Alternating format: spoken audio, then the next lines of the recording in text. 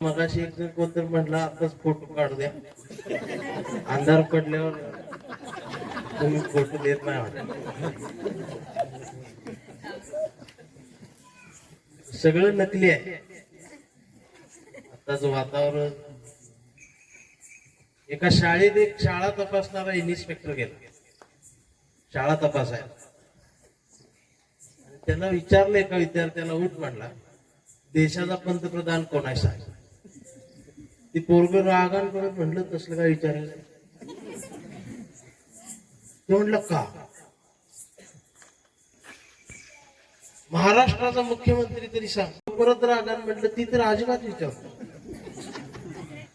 Inspector म्हटला का, तर ती विद्यार्थी म्हटला, सर माफ करा, मला 10 रुपये देऊन इथं थांबवले, माझा काय संबंध नाही, मी नकली आहे. म्हणले शिक्षक कुठे, शिक्षकांना शोधून आणलं. म्हणले विद्यार्थी नकली बसवला का, चालले.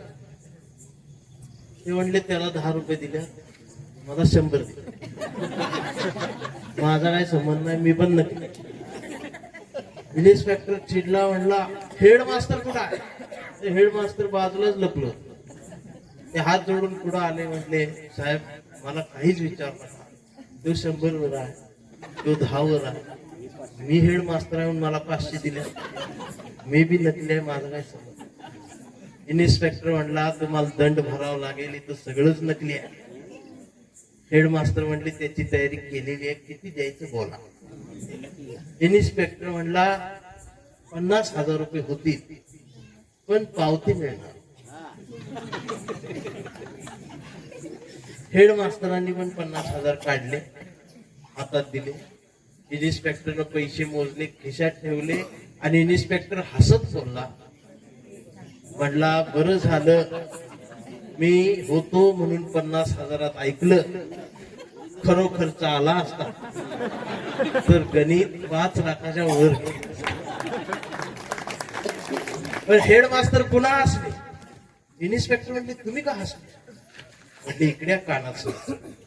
आणि हेडमास्टर म्हटले साहेब, जिथं विद्यार्थी नकली, शाळा नकली, तुम्ही नकली, मी नकली, तिथं त्या नोटा दिल्या होत्या, त्या तुम्ही कशा खऱ्या असतील, त्या बी नकली. या आता चाललेल्या सगळ्या नकली युगात खरं आणि सत्य काय असेल, तर त्या खऱ्याच आणि सत्याचं एकच नाव आहे, ते म्हणजे आई. आई सारखं दुसरं सत्य आणि सुंदर या जगात दुसरं कुठलंच नाही. आणि त्या आईच्या आठवणीत हे कवी संमेलन झिरणी पाड्यात होतंय. मला वाटतंय एवढी लेकूरवाळी माणसं महाराष्ट्राच्या मातीत ही झिरणी पाड्यातच बघायला मिळाली, याबद्दल या गावाचं आणि आयोजकांचं मनापासून कौतुक करेल आणि कवी संमेलनाला सुरुवात करतोय. ही पाखरांच्या चोची मधला खास व्हावी कविता. तुम्हाला इकडनं शूटिंग केलं तर बरोबर, आम्हाला कोणतं आता माराय नीट म्हण नाही तर मारतोच असं वाटत.